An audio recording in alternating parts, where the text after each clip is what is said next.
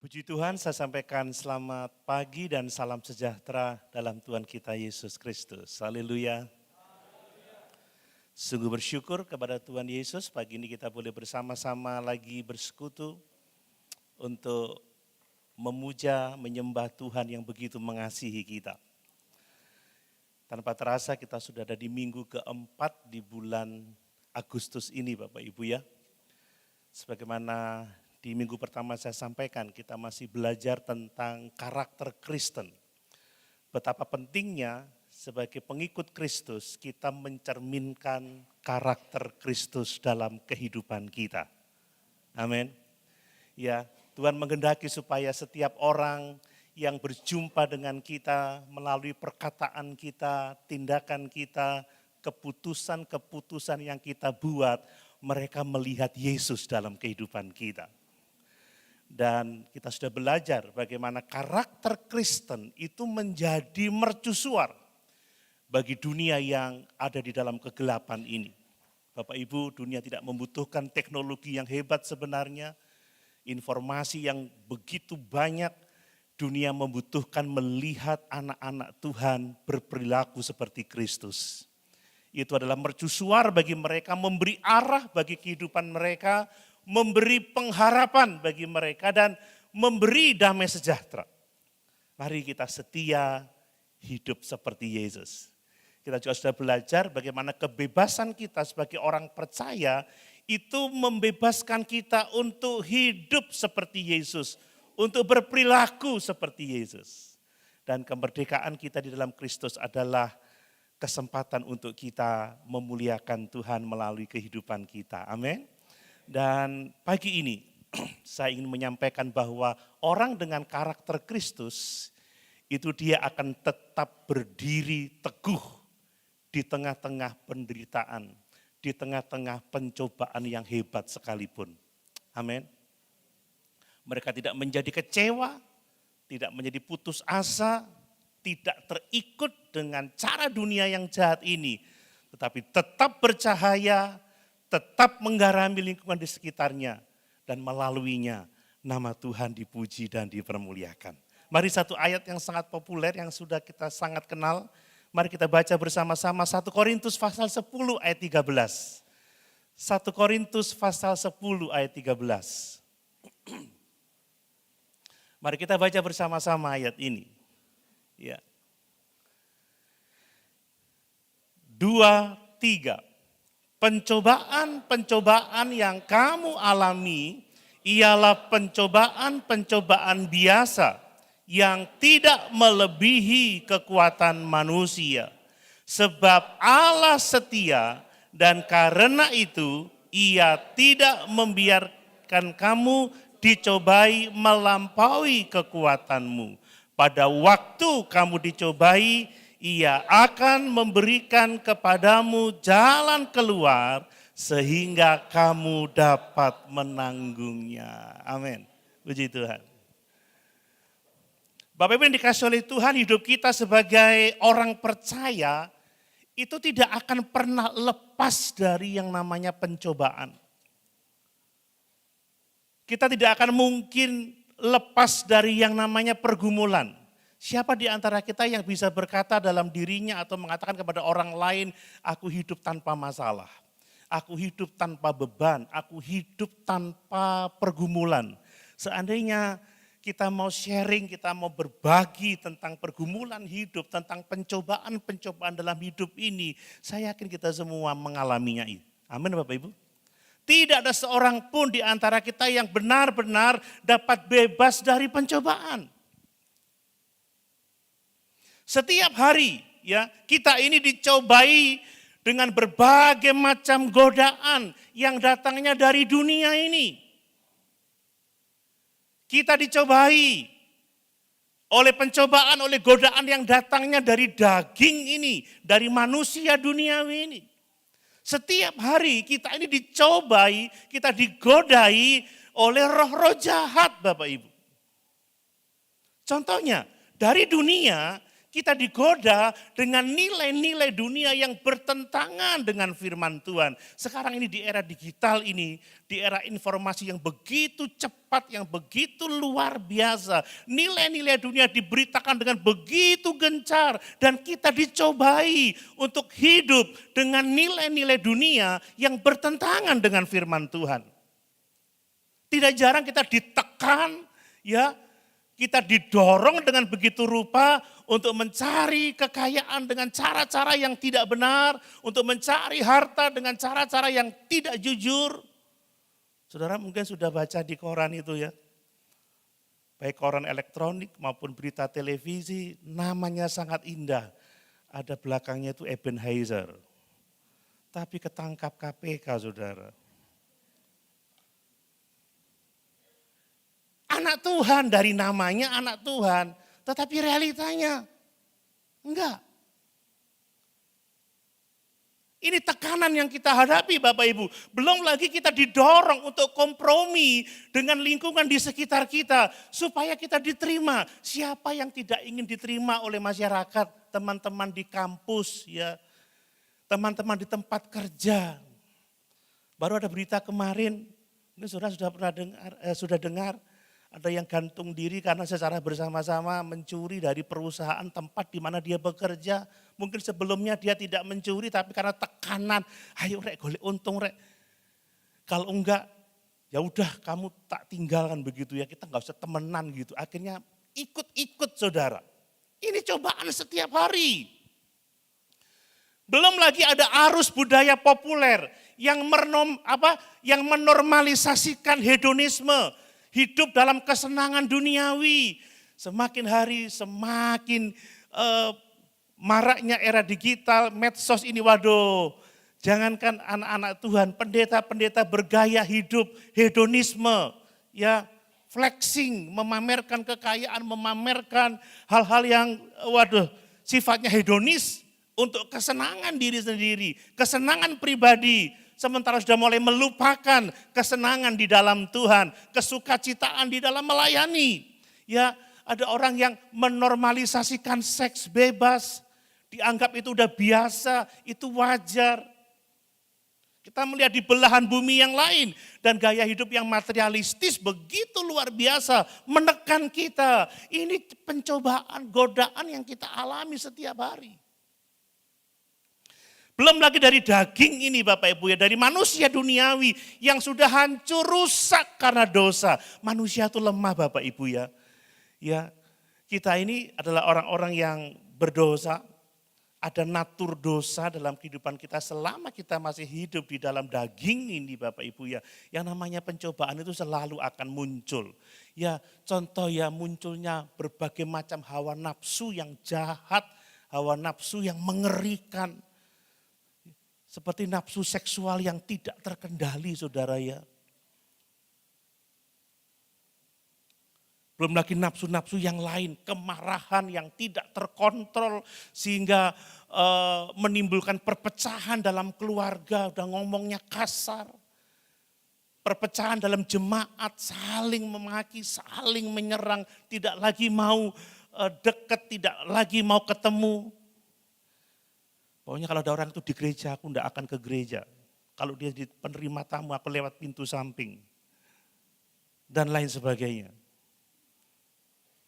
Saya pikir tidak ada yang seperti itu di antara kita. Tapi saya teringat Om Rudi Makal almarhum. Tapi di sana sini itu ada katanya saudara. Ini pencobaan, ini godaan yang sangat luar biasa. Kemalasan rohani, banyak. Orang sekarang malas karena sudah ada ibadah live streaming, sudah malas bangun pagi, malas pelayanan. Aku ikut kok Om kebaktian, di mana? Di rumah. Sebenarnya itu malas enggak sih? Enggak ya? Oh, saya salah dengar atau bagaimana? Sudah enggak lagi ikut. Kegiatan-kegiatan rohani sudah mulai berkurang. Ini adalah godaan dari daging Bapak Ibu ya. Godaan untuk mencari jalan pintas bagi setiap persoalan kita. Cari orang pintar. Saudara kalau mau jadi pintar minum tolak angin katanya. Bahkan kita mengalami stagnasi dalam pertumbuhan, belum dari roh-roh jahat lagi. Roh jahat itu kan selalu menggoda kita, mencoba kita untuk menjatuhkan kita, berbicara di pikiran kita bahwa sesungguhnya kita ini orang gagal, kita tidak dikasihi, kita tidak layak, tinggalkan imanmu, ada jalan yang lebih mudah dan lain sebagainya. Dan godaan itu sering kali bertubi-tubi mendatangi kehidupan kita, menyerang kita, tetapi Allah kita itu setia. Amin. Allah itu setia, Allah itu selalu memberikan jalan keluar. Dan Allah itu menolong kita menjadi lebih daripada pemenang.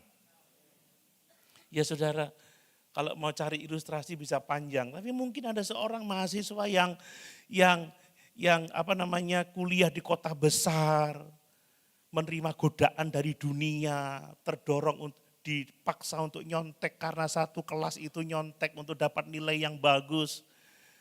Atau mungkin dari daging itu pingin pacaran yang bebas, seks bebas, pergaulan bebas. Ya, ada pikiran-pikiran yang sudah ingin meninggalkan Tuhan karena merasa tidak akan berhasil, ada jalan pintas yang lebih mudah.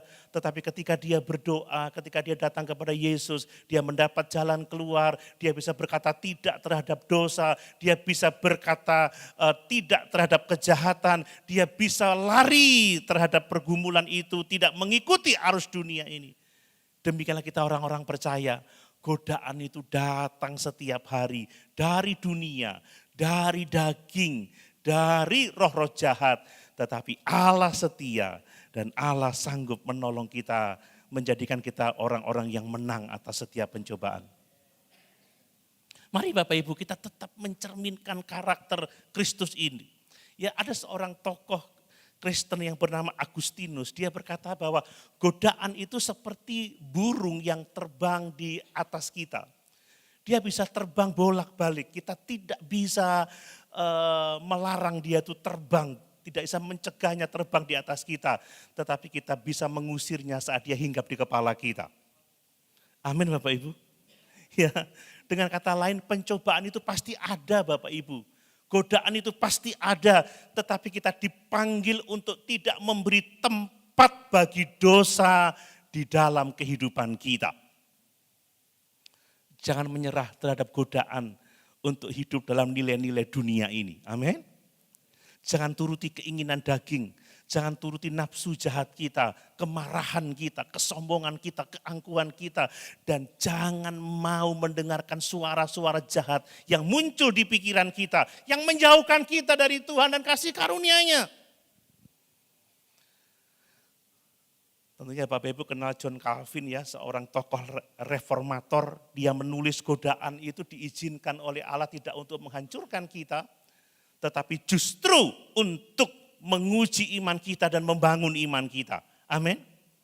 Jadi pandang setiap pencobaan bukan sebagai kesempatan di mana kita akan dihancurkan, tetapi adalah kesempatan di mana kita dapat bertumbuh di dalam Kristus. Ketika dunia menekan kita untuk kompromi, ketika daging mendorong kita untuk mengikuti hawa nafsu, ketika kuasa jahat berbicara dalam pikiran kita untuk meragukan kasih Allah, mari percayalah, itu kesempatan untuk kita lebih lagi mengasihi Tuhan, lebih lagi mencerminkan karakter Kristus dalam kehidupan kita.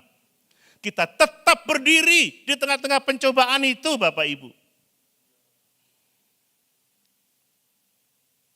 Saya senang dengan tokoh yang namanya Gordon Fee itu ya, buku-bukunya banyak saya baca. Terutama buku-buku hermeneutiknya, tafsirannya juga luar biasa. Ketika dia menerangkan 1 Korintus pasal 10 ayat 13 ini, dia menulis seperti ini. Paulus itu ingin jemaat sadar bahwa setiap pencobaan dari dunia, dari daging, dari roh-roh jahat, itu umum bagi semua orang percaya, itu umum bagi kita semua. Jangan pikir saya enggak pernah dicobai loh Bapak Ibu ya. Jangan pikir saya enggak pernah digoda, dicoba. Jangan. Ada yang bilang, wah kan Om Doni punya jubah pendeta. Enggak jubah pendeta, jubah pengajar, jubah dosen, toga lah apalah. Semua manusia pasti diserang dengan pencobaan. Amin Bapak Ibu. Tapi sekali lagi, itu umum, itu biasa. Dan justru saat kita dicobai, saat kita mengalami pencobaan, saat kita mengalami berbagai macam godaan, disitulah kesetiaan Allah itu dapat kita lihat. Disitulah kesetiaan Allah itu dapat dinyatakan dalam kehidupan kita. Kalau kita bisa berdiri tegak sampai hari ini, itu karena Allah setia. Bapak Ibu, kalau Allah tidak setia, mungkin kita sudah pada terhilang. Amin Bapak Ibu. Bukan kuat, bukan gagah kita loh, kita bisa bertahan sampai hari ini. Itu karena Allah setia. Allah mengetahui kekuatan kita dan Allah tidak membiarkan kita dicobai melebihi kekuatan itu. Dan Dia memberikan jalan keluar sehingga kita dapat menanggungnya. Amin. Jadi pencobaan-pencobaan dari dunia, dari daging, dari roh-roh jahat, itu bukanlah sesuatu yang di luar kendali Tuhan. Amin. Semuanya ada di dalam kontrol Tuhan. Mungkin Bapak Ibu sedang mengalami pencobaan hari-hari ini, tekanan untuk kompromi, ya sedang marah mungkin, sedang jengkel mungkin, sedang kecewa mungkin. Atau ada pikiran-pikiran jahat untuk meninggalkan kesetiaan kita kepada Tuhan. Ingat, Allah sedang memegang kendali. Allah tahu batas kemampuan kita dan Ia berjanji bahwa setiap pencobaan selalu ada jalan keluarnya. Amin. Selalu ada solusi Bapak Ibu. Jadi orang percaya itu tidak ditetapkan untuk jatuh. Tidak dipanggil untuk jatuh. Jatuh dalam dosa kompromi, jatuh dalam dosa hawa nafsu. Jatuh dalam pikiran-pikiran jahat yang datangnya dari kuasa kegelapan. Kita ini ditentukan untuk tetap berdiri teguh, kuat di dalam Tuhan. Itulah identitas kita. Mari Bapak Ibu, ada beberapa hal yang saya ingin sampaikan secara lebih detail tentang kebenaran ini. Supaya karakter kita benar-benar dapat dilihat oleh, oh ternyata orang Kristen itu dia sekalipun dicoba untuk kompromi, digoda untuk mengikuti arus dunia ini, sekalipun dia digoda untuk marah, digoda untuk mengikuti hawa nafsu jahat, dikasih pikiran-pikiran yang menentang Tuhan, ternyata dia tetap setia dan mengasihi Tuhan. Karakternya tetap bersinar. Mari, ada beberapa hal, mungkin saya akan lebih banyak menyampaikan hal-hal praktis untuk kita lakukan dalam kehidupan sehari-hari supaya kita benar-benar menjadi orang yang menang sebab kita tidak ditetapkan untuk jatuh. Tetapi kita ditetapkan untuk tetap berdiri teguh di tengah-tengah berbagai macam pencobaan itu. Yang pertama perhatikan Bapak Ibu, pencobaan itu nyata Bapak Ibu ya. Pencobaan itu sangat-sangat real. Tetapi ingat, pencobaan itu tidak pernah melebihi kekuatan kita. Mungkin ada yang sedang menimbang-nimbang untuk kompromi, bergumul dengan kemarahan, ada pikiran-pikiran yang keliru di kepala kita. Bapak Ibu, itu nyata, itu real. Kita tidak bisa mengatakan, tidak ada masalah. Tidak bisa, masalah ada. Tetapi itu sama sekali tidak melebihi kekuatan kita. Saya membaca lagi apa yang ditulis oleh Paulus. Dia menegaskan bahwa pencobaan itu biasa, common, itu umum. Artinya semua orang percaya itu menghadapinya. Tidak ada seorang pun yang kebal terhadap yang namanya pencobaan, yang namanya pergumulan. Bahkan tokoh-tokoh Alkitab pun dicobai, digodai Bapak Ibu. Mari kita ingat Tuhan Yesus. Yesus dicobai oleh iblis di padang gurun di Matius pasal 4 ayat 1 sampai 11. Tetapi dia mengalami kemenangan dengan sangat luar biasa karena dia melawan pencobaan, menolak pencobaan dengan mengatakan ada tertulis. Yesus digoda untuk kompromi dengan dunia, digoda untuk mengikuti hawa nafsu daging, digoda untuk mengikuti pikiran-pikiran jahat. Tapi dia katakan ada tertulis. Yesus saja dicobai apalagi kita. Kemudian Daud Daud dia jatuh di dalam dosa ketika dia gagal menahan diri dari pencobaan melalui Batseba. Kita membaca di 2 Samuel pasal 11. Lihat, seorang raja yang dikatakan beriman, yang dikatakan mengasihi Tuhan. Orang kekasih hati Allah, tetapi dia digodai dan dia jatuh dalam dosa ketika dia gagal menahan diri. Tetapi Daud dipulihkan oleh Tuhan. Amin. Amin. Dia dipulihkan oleh Tuhan pada akhirnya. Belum lagi Petrus menyangkal Yesus sebanyak 3 kali. Karena dia takut, dia menyayangkan nyawanya sendiri. Kita membaca dalam Injil Lukas pasal 22. Tetapi setelah dia sadar akan kegagalannya, Tuhan memulihkan dia lagi. Petrus, apakah engkau mengasihi aku? Ya Tuhan, aku mengasihi engkau. Sampai 3 kali dan Petrus setelah kegagalannya, setelah dia menyangkali Yesus, setelah Pentakosta dia menjadi seorang pemberita Injil yang sangat-sangat dipakai oleh Tuhan. Sekali berkhotbah 3.000 jiwa diselamatkan. Amin Bapak Ibu. Saya udah berapa ribu kali berkhotbah ini? Haleluya. Siapa yang tidak ingat Yusuf? Yusuf, dia berhasil menang ya melawan godaan istri Potifar dengan lari meninggalkan istri Potifar itu. Kejadian pasal 39. Ini contoh yang sangat jelas bagi kita. Ini mengingatkan kita bahwa pencobaan itu bukan dosa Bapak Ibu. Pencobaan sama sekali bukan dosa, tetapi respon kita terhadap pencobaan itu yang menentukan kita akan jatuh atau kita akan tetap berdiri teguh. Jadi ketika orang memaksa kita kompromi itu belum dosa. Tapi kalau saudara merespon dengan kompromi itu baru menjadi kejatuhan kita. Ketika saudara sudah mulai jengkel itu godaan. Jengkel itu masih belum dosa saudara. Gregetan aku mbek arek iki yang tak remet-remet, tak gibeng, tak uyek-uyek. Tapi saudara bisa tidak. Tuhan beri kekuatan, enggak jadi ngibeng orang, saudara enggak tidak berdosa. Haleluya.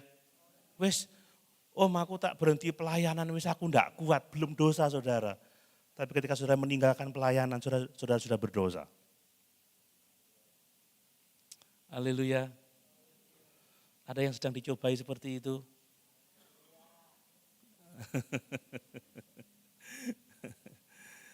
Ada yang sudah mulai kecewa? Ya kecewa sama teman pelayanan akhirnya berpikir untuk meninggalkan Tuhan.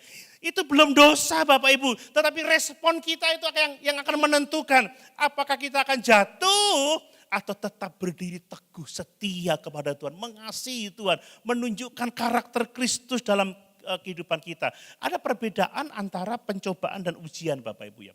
Kalau pencobaan itu berasal dari dunia, berasal dari daging, dari roh jahat, dan itu tujuannya untuk menjatuhkan kita. Makanya dalam Yakobus 1 ayat yang ke-13 dikatakan, kalau kamu dicobai, jangan kamu berbicara itu datangnya dari Allah. Tidak.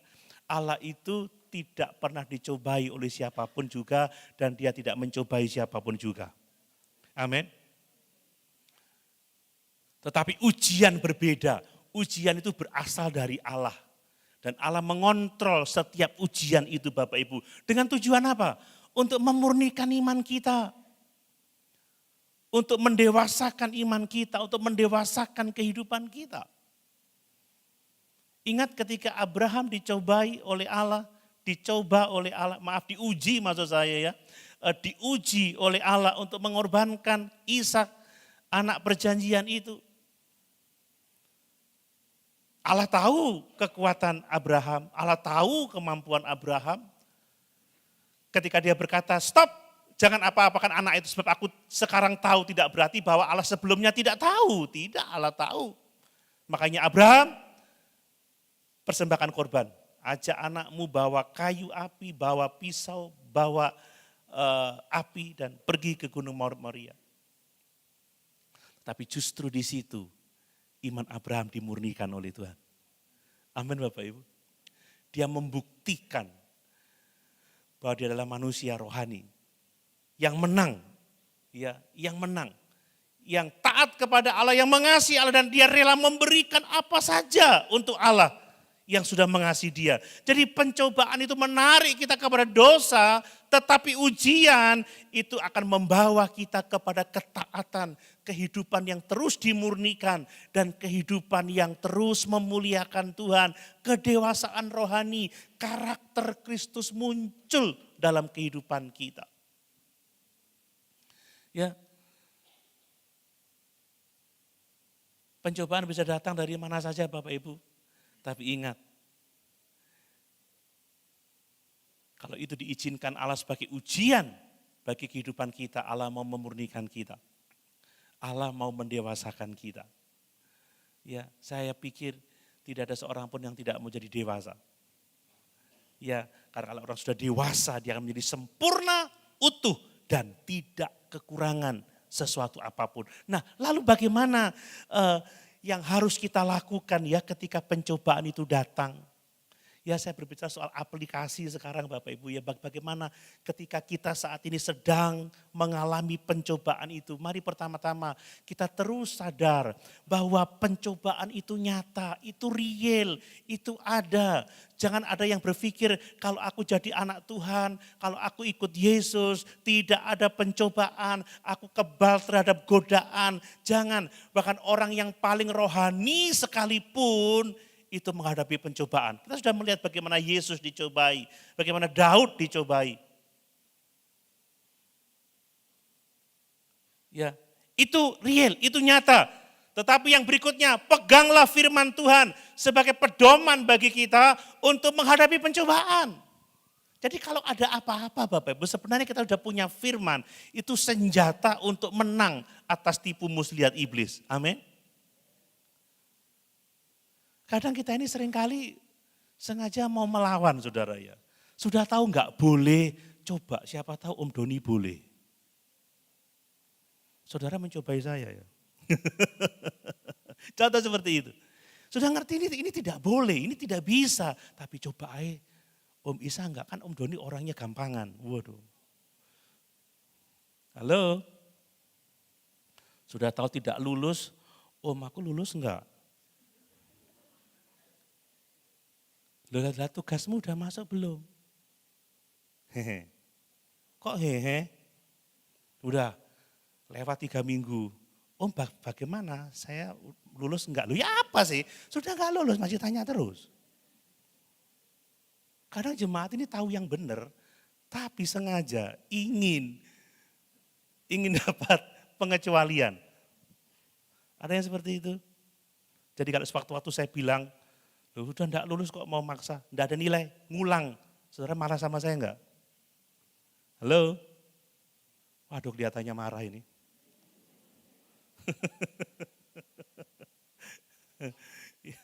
Kadang ini jadi pendeta itu juga dipaksa kompromi loh Bapak Ibu ya. Ya wis lek oleh aku lungo. Kita mau hidup benar atau mau membenar-benarkan sesuatu kan, itu masalah loh Bapak Ibu. Kita nggak mungkin bisa dewasa kalau kita seperti itu. Pegang firman Tuhan, sudah ngerti ini firmannya, ini sudah tidak boleh, ya jangan lakukan. Amin. Jangan melawan, menyerah, surrender kan begitu. Enak kok kalau kita menyerah itu, pasti Tuhan memberi damai sejahtera dalam kehidupan kita. Amin. Kalau Tuhan bilang lepaskan, ya lepaskan. Kalau Tuhan bilang pegang, pegang. Kalau Tuhan bilang lari, lari. Kalau Tuhan maju, maju. Kalau Tuhan bilang berhenti, berhenti. Jangan suruh berhenti. Majulah Tuhan. Kan ada pujian, maju, maju saja. Tapi ada saatnya juga kita berhenti. Seperti perjalanan bangsa Israel di padang gurun itu. Ada saatnya mereka harus berkemah, harus membangun bait suci, lalu pergi lagi, jalan lagi. Ketika mereka ingin berhenti, Allah suruh jalan. Ketika mereka ingin jalan, Allah suruh berhenti. Pegang firman Tuhan Bapak Ibu. Yesus mengalahkan pencobaan dengan firman Tuhan. Kemudian terus berdoa, terus berjaga-jaga. Amin. Karena Yesus berkata, berjaga-jagalah, berdoalah supaya kamu jangan jatuh ke dalam pencobaan. Kalau kita menjadi orang-orang yang setia hidup di dalam doa, berjaga-jaga setiap waktu, kita akan diberi kekuatan, kita akan diberi kemampuan. Ya, bahkan kita tidak akan jatuh di dalam pencobaan. Matius pasal 24 ayat 61. Kemudian kalau kita dicobai, lari Bapak Ibu dari situasi pencobaan itu. Amin. Amin. Ini sudah ngerti lingkungannya toksin, saudara sudah gregetan. Tak kampleng mari ngene ya, tapi sore di situ wae saudara.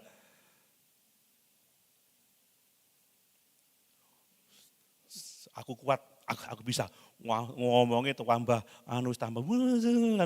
peng. Nah, saudara. Akhirnya visu masuklah penjara 2 malam. Kalau ada orang toksin, Pak Doni sudah ciao, hai, pergi sudah. Pergi aja. Amin. Jadi kalau istri lagi ngulek, sudah lagi capek, mah aku boleh gini, apa sih? Oh, jangan deketi, jangan gitu-gitu saudara, bahaya. Jangan cari pencobaan, lari saudara. Kalau suami lagi geraju capek, apa sih? Harus ngerti kapan kita deket, kapan kita lari. Amin Bapak Ibu. Kadang ini kalau kita nggak tahu lari ini, waduh. Seperti saya ini, kok sudah didepot di tempat makan, di rumah jemaat, nggak lari-lari dari meja makan. Ini makanya harus lari rupanya. Jadi kalau saya lari, tolong dimaklumi. Jangan bilang, Om Doni masa aku gak enak ya. Gak menghormati aku. Saudara harus lari kadang-kadang saudara ya. Tapi kadang saya ini seringnya mendekat saudara. Jadi itu mencoba. Ini contoh-contoh aja. Perlu lari saudara, lingkungan yang toksik, yang sudah memang gemesin. Sudah lebih baik pergi aja. Kadang istri saya tanya, Pak itu kenapa? Tidak semua papa harus tahu. Tidak semua harus papa dengar. Tidak semua harus papa lihat. Amin Bapak Ibu. Ada kala kita harus menutup mata, melihat kepada Yesus, memandang kepada Yesus. Amin. Mendengarkan firman Tuhan, bukan kata orang. Kalau enggak kita enggak akan tahan. Dan kita juga perlu bergantung sepenuhnya kepada Roh Kudus. Amin. Coba kita baca Galatia 5 ayat 16 dan 17. Saya beberapa waktu sudah membaca ayat ini. Galatia pasal 5 ayat 16 dan 17 ya.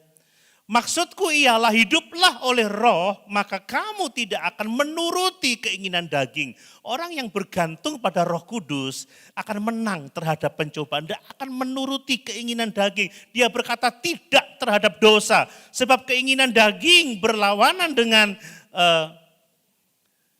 keinginan roh, dan keinginan roh berlawanan dengan keinginan daging. Karena keduanya bertentangan, sehingga kamu setiap kali tidak melakukan apa yang kamu kehendaki. Harus bergantung pada Roh Kudus. Kalau sudah taat sama Roh Kudus, kita akan berkata tidak terhadap dosa. Dan kemudian cari dukungan komunitas iman, jangan hadapi sendiri. Ya, katakan tolong saya, doakan saya. Ya, sharing. Kita butuh teman seiman, ya, teman yang bisa saling menopang, saling menguatkan kita. Amin Bapak Ibu. Hal yang kedua perhatikan, ya, bagaimana kita bisa tetap berdiri di tengah-tengah pencobaan. Yang kedua adalah Allah itu setia dan memberi batas atas pencobaan yang kita alami. Amin. Ini berkat yang sangat luar biasa. Kita membaca tadi, Allah setia. Allah itu setia dan Dia tidak akan membiarkan kita dicobai melampaui kekuatan kita. Ini jaminan yang sangat luar biasa. Bahwa pencobaan yang kita alami itu berada di dalam kendali Tuhan, berada di dalam kontrol Tuhan. Bahwa kita tidak pernah sendirian dalam menghadapi pergumulan hidup ini. Ketika dunia memaksa kita untuk kompromi dengan nilai-nilai dunia ini. Mengikuti cara hidup dunia ini. Ketika daging ini mendorong kita untuk marah, melampiaskan hawa nafsu jahat kita. Ketika pikiran-pikiran jahat itu menguasai pikiran kita, menguasai hati kita. Kita tidak sendiri, Allah mengontrol, Allah memegang kendali. Sehingga kita tidak jatuh pada kompromi, tidak jatuh pada hawa nafsu, dan tidak jatuh pada pikiran-pikiran yang keliru itu. Saudara, banyak loh godaan, tapi yakin kita tidak pernah sendiri. Amin. Allah itu mengontrol, Allah itu memegang kendali. Contoh Ayub Bapak Ibu. Iblis itu ingin menghancurkan Ayub habis-habisan. Dia berencana untuk menghabisi kehidupan Ayub. Mulai dengan mengambil seluruh harta bendanya. Mengambil semua anak-anak yang dikasihinya. Mengambil kesehatannya. Mengambil simpati istrinya. Tetapi apa yang kita lihat, Allah itu setia. Allah tidak meninggalkan, Allah mengontrol. Kita membaca, boleh kau ambil hartanya, tapi sayangkan keluarganya. Boleh kau ambil anaknya, tapi sayangkan dia. Boleh kamu ambil kesehatannya, tapi sayangkan nyawanya. Jangan sentuh nyawanya, Allah itu memegang kendali. Amin Bapak Ibu. Mungkin kita kehilangan sesuatu, tetapi kita tidak akan pernah kehilangan sesuatu yang sangat penting bagi hidup kita. Itulah kepercayaan kita kepada Allah. Amin Bapak Ibu. Ayub kehilangan harta bendanya, Ayub kehilangan anak-anaknya, Ayub kehilangan kesehatannya, kehilangan simpati istrinya. Bahkan teman-temannya menyudutkan dia, menyalahkan dia. Tetapi Ayub tidak kehilangan imannya. Saudara, kita boleh kehilangan banyak hal, tapi jangan kehilangan persekutuan dengan Tuhan. Jangan kehilangan iman. Nah, ini sudah kehilangan uang, menyalahkan Tuhan. Nah, kehilangan harta jauh dari persekutuan dengan Tuhan. Bapak Ibu, iman adalah tangan yang menyambut kasih karunia Allah. Dan kalau kita masih memiliki iman kepadanya, Allah itu baik, Allah itu setia, Allah tidak pernah meninggalkan kita, Allah tidak pernah membiarkan kita. Ini yang penting, kepercayaan yang sungguh kepada Allah. Bapak Ibu masih percaya bahwa ibadah-ibadah seperti ini besar kuasanya? Mendatangkan keuntungan? Tidak hanya ibadah minggu loh Bapak Ibu ya, wadah-wadah, tengah minggu, kan begitu ya. Ibadah rayon. Dan saya percaya firman tidak kehilangan iman, akan setia. Akan berusaha. Ini sangat penting Bapak Ibu. Ya, Rasul Paulus itu pernah dicobai. Dia mengatakan ada duri di dalam dagingnya. Coba ditampilkan 2 Korintus 12 ayat 7 sampai 9. Ya, 2 Korintus 12 ayat 7 sampai 9.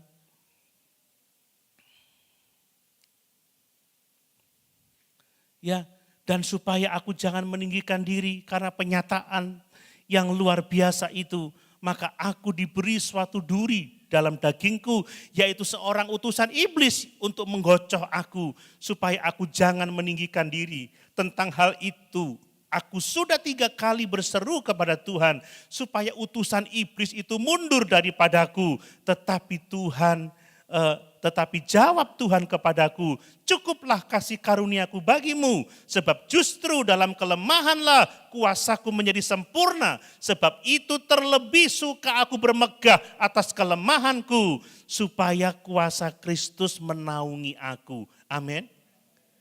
Paulus itu menerima pencobaan yang sangat hebat. Kalau enggak hebat, dia enggak berdoa 3 kali, sampai 3 kali supaya pencobaan itu dijauhkan daripadanya. Saking beratnya pencobaan itu, mungkin mendorong dia untuk kompromi mungkin, mendorong dia untuk berpikiran salah mungkin, mendorong dia untuk kecewa mungkin. Aku udah melayani Tuhan tapi kenapa sakitku enggak sembuh-sembuh. Enak seperti Petrus bisa bawa istri, aku enggak punya istri, kan begitu mungkin begitu. Gak tahulah apa yang dialami oleh Paulus pada waktu itu. Tetapi apa kata Tuhan Yesus, apa kata firman, apa kata Allah, cukuplah kasih karuniaku bagimu, sebab justru dalam kelemahanlah kuasaku menjadi sempurna. Bapak Ibu, Allah itu setia. Makanya jangan saudara marah ketika mengalami kelemahan.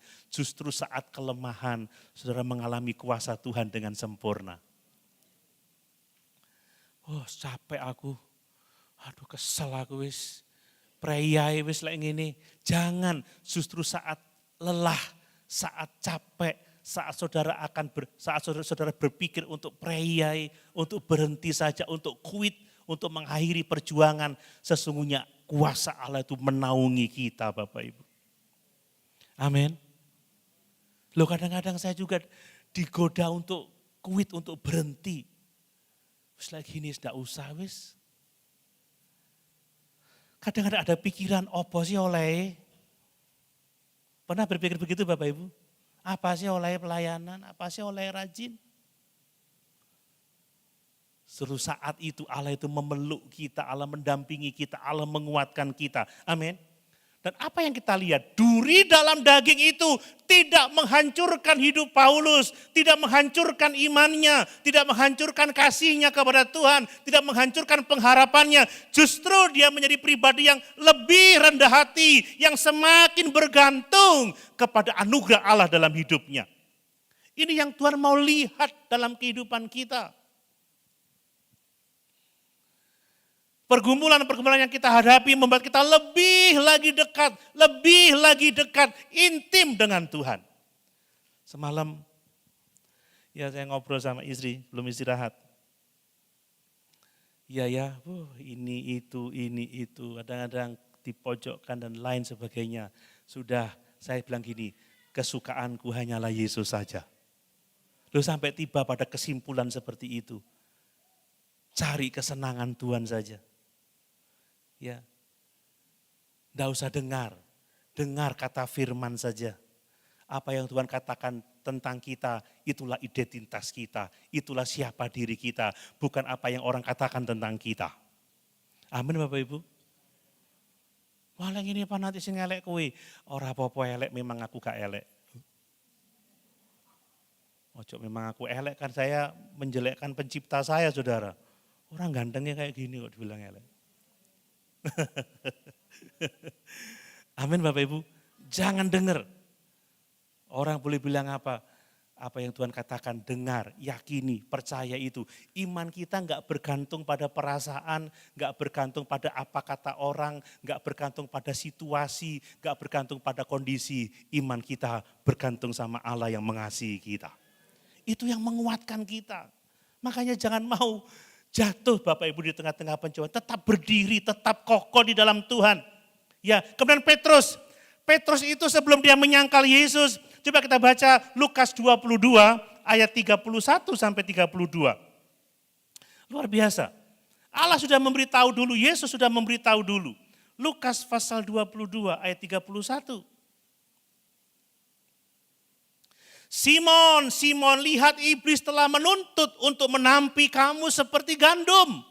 Tetapi aku telah berdoa untuk engkau supaya imanmu jangan gugur. Dan engkau, jikalau engkau sudah insaf, kuatkanlah saudara-saudaramu. Amin. Bahkan sebelum Petrus jatuh menyangkal Yesus sudah berdoa untuk Petrus. Yesus tahu kemampuan Petrus. Yesus tahu bahwa Petrus akan menyangkal dia 3 kali sebelum ayam berkokok. Yesus tahu, tetapi dia berdoa untuk Petrus. Dia menopangnya. Itulah bentuk kesetiaan Allah. Bapak Ibu, Yesus mendoakan kita, itu dahsyat, itu luar biasa. Roh Kudus itu berdoa untuk kita dengan keluhan-keluhan yang tidak terucapkan. Makanya jangan mau digoda untuk kompromi dengan dunia. Jangan mau digoda untuk mengikuti hawa nafsu daging. Jangan mau jatuh terhadap pikiran-pikiran yang salah tentang Tuhan, tentang hidup, tentang pergumulan yang kita hadapi. Percaya pada firman. Allah setia. Dan inilah makna kesetiaan Allah dalam pencobaan. Ada beberapa makna yang saya mau sampaikan. Bahwa Allah itu tidak pernah meninggalkan kita sendirian. Amin. Dalam Ibrani pasal 13 ayat yang kelima. Aku sekali-kali tidak pernah membiarkan engkau. Aku sekali-kali tidak pernah meninggalkan engkau. Allah itu setia. Dia tidak pernah meninggalkan. Tidak pernah membiarkan kita. Allah itu setia. Karena dia menetapkan batas atas seberapa jauh pencobaan itu mendatangi kehidupan kita. Ya, saudara, kalau kita melatih anak untuk mengangkat beban, gak mungkin diberi beban yang lebih dari kemampuannya. Itu akan merusak dirinya. Tapi beban yang tepat, yang cocok sesuai kemampuannya, itu akan membuat tubuhnya menjadi kuat. Jadi Allah itu menetapkan batas atas seberapa jauh pencobaan itu boleh terjadi. Tidak akan pernah melebihi kekuatan kita. Dan Allah itu memakai pencobaan sebagai alat untuk membentuk iman kita. Bukan untuk menghancurkan kita.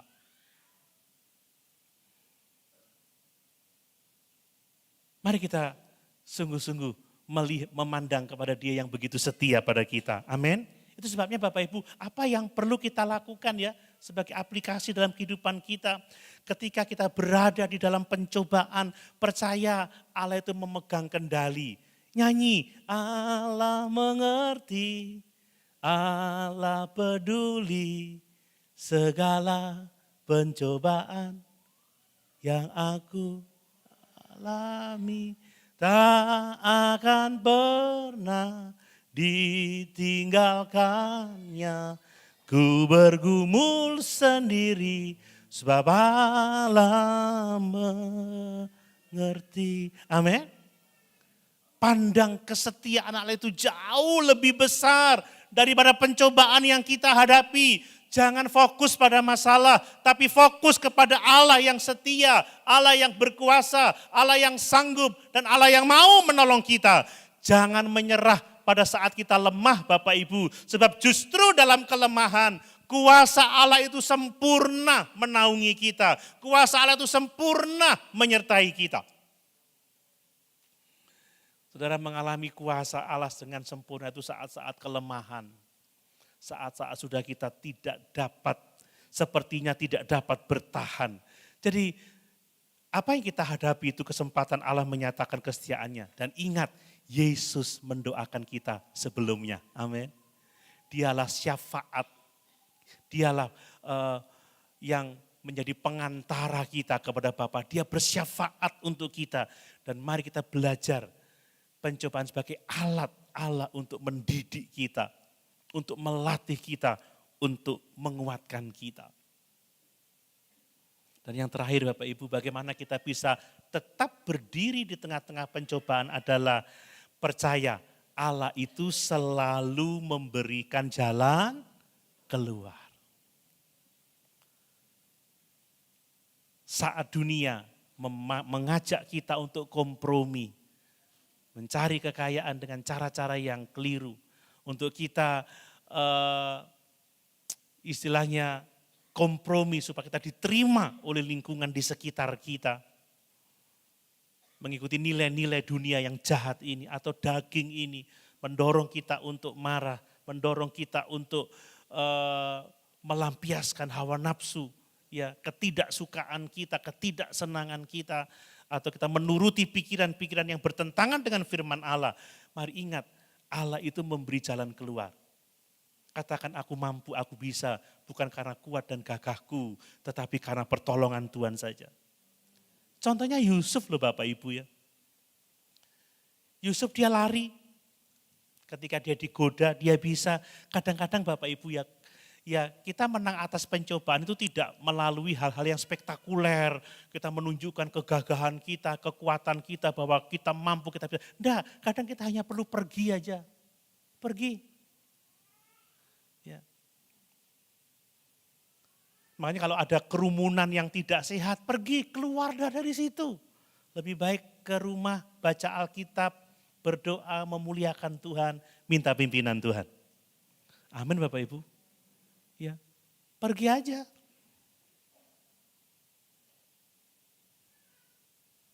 Jauhi. Kemudian Yesus tetap berpegang kepada firman. Ya, tetap berpegang kepada firman Allah. Paulus ketika dia di penjara di Filipi, jalan keluarnya bukan dalam bentuk pembebasan secara fisik, tetapi ada kuasa dalam pujian, ada kuasa dalam penyembahan. Baru saat dia memuji Tuhan, menyembah Tuhan di tengah-tengah penjara yang sangat gelap itu, Allah menyatakan mujizatnya. Ya. Ini luar biasa. Mari Bapak Ibu, bentuk jalan keluar dari Allah itu seringkali adalah kekuatan untuk kita menolak godaan itu. Kekuatan kita diberi kemampuan untuk berkata tidak terhadap dosa. Ya, hikmat untuk menghindar dari bahaya. Coba lihat Amsal 22 ayat 3. Amsal 22 ayat 3. Saya ingin ini menjadi ayat-ayat penting bagi kita. Amsal 22 ayat 3 ya. Kalau orang bijak melihat malapetaka, bersembunyilah, iya. Tetapi orang yang tak berpengalaman berjalan terus lalu kena celaka. Kita seharusnya tahu kapan kita menghindar. Ya. Saya semalam ngobrol sama rekan-rekan hamba Tuhan, ada Pak Petrus Ohe, ada Pak Mayaut, ada Pak Lazarus. Pak Lazarus cerita, wah bapak saya keras sekali. Ketika bapaknya meninggal, ibunya keras sekali. Bahkan saya nggak boleh ngobrol dengan anak-anak di luar. Sekalipun itu anak dari omnya, karena nggak beres.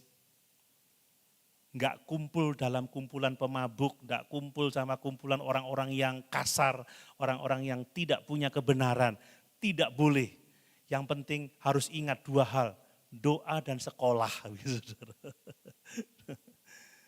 Dan beliau menjadi seorang yang berhasil diberkati oleh Tuhan. Kadang kita malah justru ada kumpulan yang nggak benar, ngumpul ke situ. Ingat, berbahagialah orang yang kesukaannya ialah Taurat Tuhan, yang merenungkan siang dan malam. Yang tidak berdiri di jalan orang berdosa, yang tidak duduk di kumpulan pencemooh. Amin Bapak Ibu. Kemudian ketabahan untuk menanggung pencobaan, sabar. Itu akan menjadikan kita pribadi yang sempurna, utuh, tidak kekurangan sesuatu apapun. Ada penghiburan Allah melalui doa dan firman. Dan ada dukungan dari sesama orang percaya. Makanya setia dalam ibadah, setia dalam persekutuan. Mari Bapak Ibu, apa yang harus kita lakukan tatkala kita dalam pencobaan yang hebat. Pencobaan dari dunia, dari daging, dari kuasa-kuasa kegelapan. Fokus mencari jalan keluar. Bukan fokus kepada besarnya pencobaan. Ya, pandang kepada Yesus yang setia. Kenali, seringkali jalan keluarnya sederhana Bapak Ibu. Oh firman berkata tidak, ya sudah tidak. Oh Alkitab berkata tidak boleh, ya sudah tidak boleh.